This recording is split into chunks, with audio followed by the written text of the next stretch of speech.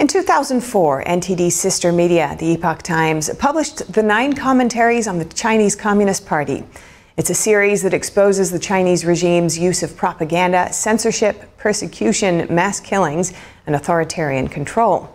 The end result is an estimated death toll of 60 to 80 million people, a number that exceeds the total number of casualties in both world wars combined. Coinciding with the publication of the 9 commentaries was a move among Chinese to renounce their membership in the Chinese Communist Party and its youth groups. NTD had a chance to sit down with Mai Li, a recent Canadian immigrant. She grew up in a family that's been persecuted by the CCP for 4 generations. She says the 9 commentaries reads like a script that tells her family's miserable story. And a warning, some viewers may find the following content disturbing. Here's Mai Li's story.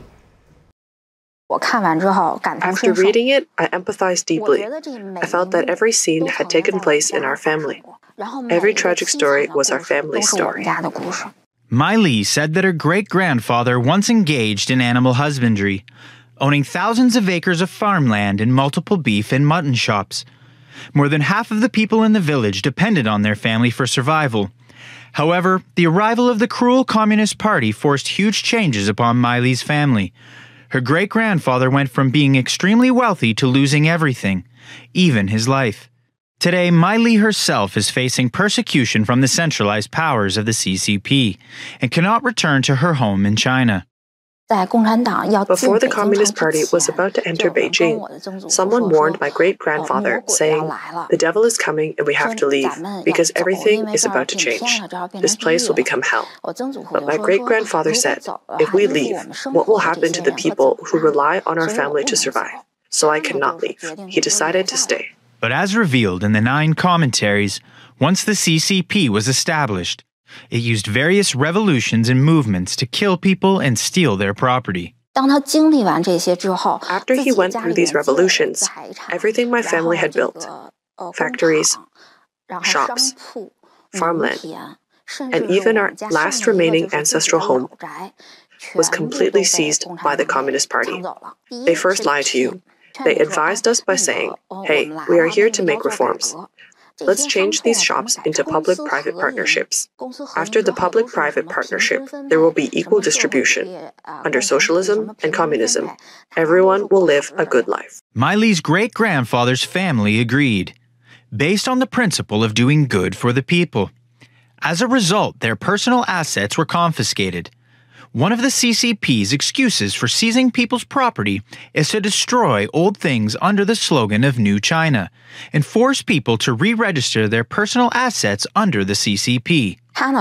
People from the CCP told him, "Your previous registration is useless. You have to register again because this is the new China. Everything from the past is old and obsolete." When you took your documents to re-register, the CCP would actually take an inventory of your family's assets. In terms of the economy, the Chinese Communist Party implemented policies of elimination and transformation. It carried out land reforms in rural areas to eliminate landlords and rich peasants, seizing their properties to establish control over them. At the same time, in urban areas, it sought to destroy the urban and rural national middle class. After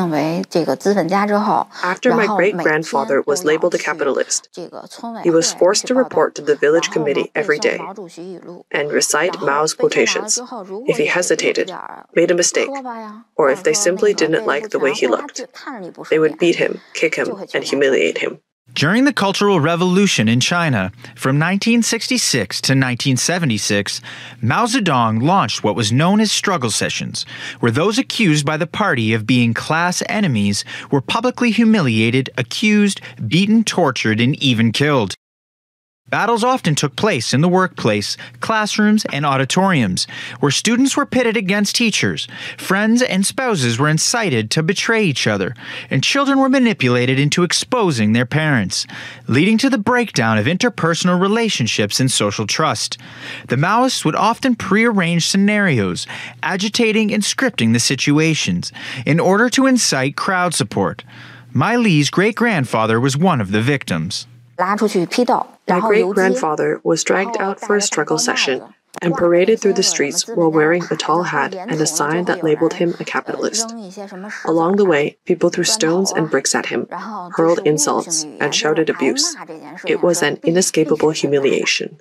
The families of the persecuted also do not escape the fate of persecution. Mao Zedong said, "Hooligans and ruffians who have always been despised by society are in fact the most courageous, thorough, and resolute participants in rural revolutions. Therefore, these hooligans, ruffians, and proletarians have become the core force of the CCP's revolution." The local bullies were known as CCP activists. Every day, these thugs sat in front of our house, watching my great-grandmother, my grandmother, and my aunt as they went in and out of the village. Whenever they saw them, they would hurl extremely vicious and degrading insults to humiliate them. The persecutors also threatened their relatives, friends, and any people who had been helped by the Miley family. They were told to sever ties with the family, otherwise they would be implicated. For the Communist Party, simply severing ties was not enough. They demanded that our relatives turn against us, denouncing, persecuting, insulting, and even beating us. Even though relatives and friends severed ties with the family, they were eventually implicated in various movements. My great-grandfather was deeply dejected after returning from yet another struggle session. Instead of going to his own room, he stepped through the courtyard gate and without hesitation, jumped into the well. It was truly psychological torment, especially coming from those closest to him. My great-grandfather had always treated them well, yet they turned against him and persecuted him. I believe that was the final straw that broke him. During the Cultural Revolution, in addition to inciting relatives and friends to turn against each other, the CCP also ransacked homes, destroying cultural relics and ancient books, trampling on traditional Chinese culture. During the Cultural Revolution, our home was ransacked. We had a study filled with ancient books. According to my grandmother, it took them 3 whole days and nights to burn everything. They looted all the antiques they could carry, gold and silver jewelry, jade bracelets, as well as pots, plates, bowls, and paintings from official kilns. They thought the books were worthless, so they burned them all. But in reality, those books had been passed down in our family for over 10 generations. Finally, they kicked us out of our house. Miley's grandfather faced his own struggle session, in which he was criticized and punished along with his father. He was also forced to do farm work. He was not given enough to eat and wasn't allowed to rest when he was sick. He was left deeply traumatized after suffering the devastating loss of his father, home, and possessions. Ever since my great-grandfather jumped into the well, my grandfather would jolt awake at 3 a.m. every night, sitting upright in bed, drenched in cold sweat. My grandfather was a quiet man who rarely spoke his mind. He kept everything buried deep inside. The stories I'm now sharing were gradually told to me by my grandmother, piece by piece, and only after I became an adult. My grandfather never spoke about our family's past because the weight of it was simply too much for him to bear. Since the CCP monopolizes all social resources, once a person was classified as a target by the dictatorship, they would immediately face a crisis in their life and be deprived of their dignity. People with a rural household registration could not go to the national grain store to buy grain, and their children were not allowed to go to school in the city. My father was born in 1956. By the time he was old enough for school, the Cultural Revolution had already begun. Because our family had been labeled as capitalists, he was barred from attending school simply for being the son of a capitalist. My father always told me one thing: we must never take part in any Communist Party organizations, including the Red Soldiers, the Red Guards, and the Communist Youth League. Through a VPN, Miley learned more about the hidden history of the 1989 June 4th Tiananmen Square massacre, which inspired a deep reflection within her. I am not the only one being persecuted. So what can I do?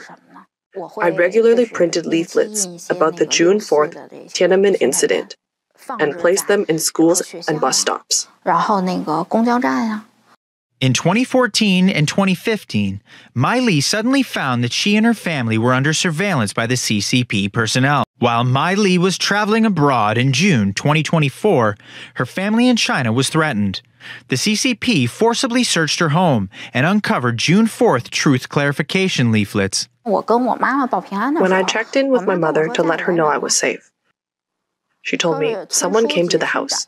The village secretary and the village chief brought people with them. They threatened my mother, saying, "Contact your daughter and tell her to come back immediately. If she doesn't, you won't be able to escape either." They asked where my room was. Then they ransacked my bookcase and tore through all my belongings. They took some books and my June 4th flyers.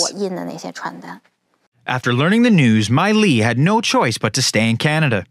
She was unable to return to her native homeland and was forced to be separated from her family. Our family is a reflection of China, a snapshot of its tragedy. Mai Li encourages Chinese people who are shrouded in terror by the CCP to bravely expose its atrocities. For example, during the white paper movement, one person stood up and held up a blank sheet of paper. Then, 100 others stood up in solidarity. The Communist Party became afraid, and so they lifted the lockdown. I hope everyone can find the courage to stand up. If I am brave, and you are brave, the Communist Party will be afraid. Anyone who has ever joined the Communist Party must renounce their membership. You must draw a clear line between yourself and the party, making it clear to the world the Communist Party is the Communist Party, and the Chinese people are the Chinese people. NTD News, Canada.